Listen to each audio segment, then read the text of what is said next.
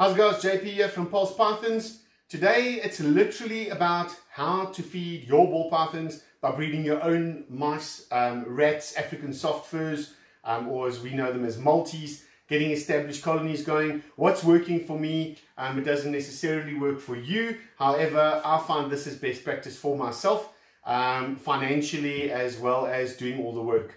So I've got around about, well, on any given day right now, around about 200 snakes in my collection. And even though a lot of them are grow-outs, a lot of them are snakes that I'm actually looking after for somebody else, there's still 200 snakes to feed. And that's excluding the hatchlings. I'm lucky enough to have gotten rid of most of my hatchlings this season, except for my holdbacks that I've got. But with regards to mice, let me give you a quick rundown. So we breed in sort of these cages. These cages you can get by Sam's Wire here in South Africa. It's in 3rd Street, Joburg. If you just Google Sam's Wire cages, these cages are around about 100 Rand, 110 Rand, somewhere around there. They work perfect for mice. I put 1 male to 5 females currently. I used to do 2 males to 10 females. It worked perfectly. Right now I don't need as many mice. So I do 1 male to 5 females and they're raising their babies perfectly. This cage has got a whole bunch of hoppers and like weaned mice in currently. So I'm taking out roughly from five females to 1 male in a cage like this. I take out around about 30 babies a month, depending on how big the litter sizes are and obviously how old the female is and the male. So if you work it out, even if you just work on 5 babies per cage per week, so that gives you around about 20 babies a month with a cage of 5, it gives you an average. So out of a cage like this, you should be bringing in, what's that, 240 mice per cage per year. That's a rough sort of estimate. So I'm running at the moment 20 of these cages. I should be bringing out around about 100 mice a week. I don't currently, because obviously I've changed out a lot of my old females and males. I've put in new colonies. They're only starting to breed now. So I'm bringing in around about 30-40 mice a week at the moment. Right, so moving on to the African soft furs or the maltese. So I just brought one example of a cage for you. So we've got these tubs that we can get here as well. Also from Sam's Wire Cages. They are, as I said, in Johannesburg. Google Sam's Wire Cages. They only accept cash and you need to go and collect. It's sort of like a warehouse. It's not really a shop. Again, feeding rodent cubes, and they also like the dog food pellets, which are also mixed in. So this sort of tub, I run 1 male, 5 females for the African soft furs. And in this cage currently, I've got a few hoppers. I've got some that are sort of a week old, and I have got a shed load of pinkies. African soft furs give you anything between sort of 8 and 18 babies for a female. I reckon her first litter will normally be around about 5, 6, 7 babies. From there, she'll hit a peak and she'll do around about 15, 16. And then from there, it obviously peaks down again. I breed my African soft furs for around about 6 months. So when my females have been in the cage, and I'm talking about now as from when they are producing, not from when they were born. So they start producing at around about 3 months here at our facility. That's when I introduce them to males. So their first litters are only around about the 4-month-old mark. And then from there, I'll breed them for 6 months solid. And then a month before they get cold, I'll remove the male, I'll feed them off. And then obviously I start introducing the new females. Those females then are around about the 3-month age mark already. They're already with males. So most of the females I put in with regards to moving them around and getting new colonies established, those females are ready to go. Most of them are pregnant already. So out of the multi-cages, if your multis are breeding 100% correctly and you're doing an average of around about 10 babies per female, I would go again just with the 5. You can always get rid of excess. It's difficult at times of the year like this to actually get in. So I'd rather breed more than what I need. I can also freeze for when I have the hatchlings at the end of the season. So from a multi-colony, 5 females, you're looking at, even if it's just 6, so you're looking at about 30 babies per cage per month. Or around about 6 babies per cage per week. I've got 63 cages, so I bring out around about 150, 200, 250 multis a week. and that sort of sustains my snacks. So with regards to my hatchlings, I feed the weaned multi. I don't go with the older ones. Multis take much longer to grow than mice or rats. So I use weaned multis. I'd rather give 2 weaned multis than a weaned rat or a large mouse. To me, those 2 weaned multis are fine. The nutrition is good enough for them to just have 1.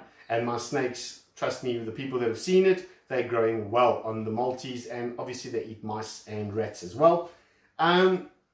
So for me to sustain my snakes, I have to feed, just on my holdbacks, probably about 100 multis a week, and yeah, and then my hatchlings probably around about 60 multis a week. I sometimes feed on a Wednesday and on a Saturday on my hatchlings, especially my holdbacks, not the ones that I want to sell. Then I'll do like a rat pup, and I will do a weaned multi on either days. My adult females, I like coming in and giving them sort of a snack on a Wednesday. So I give them a weaned multi on a Wednesday or 2, depending on the size of the girl, and then I will give them a weaned or a small rat on a Saturday. Now, my rats at the moment, as you will see shortly with the video that I'm going to post, that scene. I have at the moment, 6, 12, 18 cages with roughly around about 100 female rats. So I have got separate cages as well that I put single females in to raise their babies completely. Those are literally for when I need pups. I don't necessarily feed a lot of pups. I have got a few that I feed, and that's just to fatten up the girls for the breeding seasons. Other than that, I hold back for my weans to get myself mediums really. So for me to do that, I get around about 100 rats. If you work it out on the females, 100 females gives you around about 4 babies a month each. If you're going on an average over a year now, not guaranteed to give you 10 babies every month. That is hogwash. Some females breed better than others. So I work on around about 4 to 5 babies. 100 females, I know I should get about 100 babies a week. That's the easiest way for me to work on. Then I'll take 50 out of those weaned, and I'll feed to my the sort of yearlings, and then I will keep 50 back to grow over 3 to 4 weeks. So I have got holdback cages as well for the rats, and then I will obviously put those 50 away, and I'll take 50 from the 4-week period. That way I've got sort of large smalls to small medium sized rats, and I feed those to my females. Also, I keep back sort of 10 females from every time we pull to grow back, or I keep males back as well. To be able to change over my males, because I don't want them old and fat and lazy, and obviously to bring in new stock. So this time of the year you suffer. So breeding the rats for me, I go through with the amount of stock that I currently have at the moment, 6 40 kg bags of EPOL, the rodent cubes, and I also buy 4 of the 40 kg dog food. That I mix in, especially for my multis. I like to have that sort of mixture. I still do the pets mince and rice on the weekends for especially my multis, and obviously I give as much fruit and veg as I possibly can. Please guys, stay away from citrus. Citrus to any rodent is bad, so stay away from that. All my cages get cleaned in a week, so I pull enough for mine. So my food bill comes to around about 3,500 Rand a month. That is just to feed my rodents, to be able to feed my snakes. That is including the sawdust. Sawdust is quite cheap. It is kiln dried sawdust, so there's no mites or anything like that in the sawdust. And I obviously treat my rodents every time I clean the cage with diatomaceous earth, and some of my breeder stock I would do carbo dust as well. I don't believe in any of the other stuff. There's a lot of different stuff that you can use. I just don't like it. It's a personal preference. I like the carbo dust and the diatomaceous earth, which is something I prefer. So be that as it may, this time of the year everything is sort of running short. So if you've got a decent supplier, I mean, I used to supply rats, and I know the feeling where it gets to this time of the year. And what the snake breeders don't realize is now they're sitting with a whole bunch of hatchlings that they need to feed, and obviously they want to feed them rat pups. Now if you are buying 100 rat pups every single week from that supplier is losing out on a potential 100 weaners for next week. Now you want to buy smalls and mediums from that supplier as well, but you're taking away all his rat pups. So for him to be able to do 100 rat pups, he needs to breed extra stock, which costs extra money, and rat pups are going for around about 9 Rand at the moment in South Africa to be honest with you, if you had to go and do the homework, the amount of work that goes into breeding the rats, not only if you clean your own cages and stuff, but if you've got a staff that actually comes in to literally do it, the feeding, the watering, all that sort of stuff.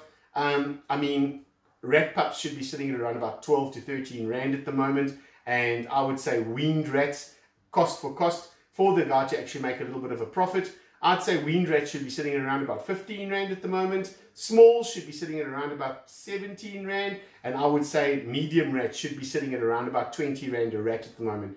It takes about 4 to 6 weeks to grow that rat to become a medium, and that is power feeding them so that the guys can get a medium to feed their snakes. So to be honest with you, I've stopped the whole thing. Everybody wants it for free. The guys get upset when you can't supply that amount of rodents. Even though you try your best, sometimes of the year you can't force a rat or a mouse to breed, especially if you're starting to do in large quantities. So I've stopped it. I can guarantee that my snakes will eat every single week. Why? Because I prepare and I breed my own stuff. Some guys can't. They live in complexes, they live in wherever places that they can't breed rodents. They've got suppliers. Certain times of the year you can supply as many people as you want, but then you get to this time of the year and people are wanting those pups, always wanting the pups, and the pups are the things that destroy the weaned mediums and smalls, obviously, for the other guys. So that being said, for me to go and buy at the moment enough food to feed 200 snakes weekly, even if I was working on just 10 rand. 10 rand a rodent. That could be for weaned maltese, I'm just taking an average sort of price. That's going to cost me in the region of around about 2,000 rand a week to feed the amount of snakes I've got. Plus, so that comes up to what, 8,000 rand a month? Plus, some of my females need bigger, some of my females need more, my hatchlings need more. So we're looking at actually around about closer to the 2,500 to 3,000 rand a week mark. So that's 12,000 rand a month. For the amount of stock that I've got, and to feed 200 ball pythons, I have my 100 female rats, I've got around about 300 multi-breeding females, and I've got around about, I'd say about 100 female mice. So that sustains 200. That gives me 800 to 1,000 rodents guaranteed every month. And that's without me having to go and supply anybody else. It's literally for my own stock. So excess stock is what you should have for the following week. And that is where you go and use that money to go and buy yourself extra food, or pay a staff member like I do. So my monthly bill costs me food, sawdust and staff around about 6,000 rand a month, which is half of what I would have been paying buying from another person. And rightfully so. That other person has got a lot of work put into it, and also all the labor, all the time, all the hard work going into it. Obviously they need to make a profit as well. Nothing is for nothing in this life. So I know that it costs me half of that amount just by breeding on my own. I have got a little bit of excess and I'll use that. But I can also guarantee that this time of the year, I'm not going to run out of stock. If I need 100 weaned rats now, I go into my cages, I go and I fetch my weans and I feed my rats. I don't phone my supplier and at the last minute they say to me, I'm sorry they didn't breed good enough this week. I don't have enough stock. I can maybe give you 30, I can maybe give you 40. And also to have that cash on hand every single week just makes it a little bit difficult. So it's totally up to you whether you want to breed or not. My personal opinion, supplying for my rats to guarantee, or my snakes to guarantee that they've got food every single week. I have 100 female rats. I have 300 female maltese and I have 100 female mice. That brings in enough stock for me to do holdbacks for fattening up, as well as feeding all my snakes every single week. So I'm going to go over now quickly and I'm going to show you guys what my rodent room looks like, and then we'll come back here for the end. Enjoy it. So as you can see, this is my multi-breeding setup. I've got 63 cages in here, and these are obviously the multis that I breed for my collection. As you can see, they're getting rodent cubes. They've got the water bottles on the top. I find these cages perfect for the multis. Then I've obviously got some grow out tubs over there. That is for mice. I find they're breeding much better in this room as well. And I can see what's going on inside the cages. Very, very simple draw method. I've also got a whole bunch of African soft furs or Maltese that we are growing out on this side. And that is obviously now for exchanging, so that I can put, well, as soon as they start getting old, so I want to start changing out my females when they're around about 6 months, 7 months old. I want to start having the next collection ready. Then my rat setup. So as you can see, for 200 snakes, this I find perfectly for me. So there's 6 tubs in a row going from top to bottom, and obviously I've got 3 of those, so that's 18 tubs. I take some of the females out and I put them obviously into breeding containers, and where the female is on her own, where she can raise her babies, and that works out perfect for me. Let me open up one of my tubs. So as you can see, 1 male, 3 females. These, if the females get pregnant, obviously will stay. And let's go open up another tub. Also, that's a male and 4 females, but I've just introduced some young ones now, literally so that we can obviously have new stock. I've got a lot of old females. So yeah, that's basically my setup. And this little room here can literally house, well, not house, but breed enough stock, rats, mice and Maltese for my own personal use without having to buy in any other stock. Just as a quick one, why I prefer Maltese. So this is a hatchling female from this year. She was born roughly December, so she's going on around about 6 months. She's around about the 500 gram mark. She's 100% head pint. And this is her brother. He's sitting on around about the 200 gram mark. He eats mice, rats, whatever I throw into the cage. She is eating just Maltese. She's a holdback for myself. She's a future breeder for myself. So that is why I can feed her just Maltese, and it won't affect the next person. I will change it up every now and again just so they don't get used to Maltese, but I prefer giving them Maltese. So there's a nice big size comparison between a mouse feeder, rat feeder, compared to a multi-feeder. He is a bit bigger than other hatchlings as well, because obviously rats do also give that that extra that you want in that boost. I just like the Maltese because the Maltese give much more nutrition. It's my own personal opinion. A lot of other guys out there also agree with that. But you know what? Try something until it works for you. Once you've found your own handle, go with it. Stick with it, learn from it, and then teach others what works for you. So if you don't agree with it, you don't have to agree with it. It's totally up to you. So guys, I'm hoping that you enjoyed this video with regards to the African soft furs, the mice and the rats, and how much it costs me to feed my collection, and obviously showing a few of my snakes. Hope to see you guys soon. Please like, please subscribe, and please put on those notification buttons. Hope you guys have a lacquer day. Enjoy.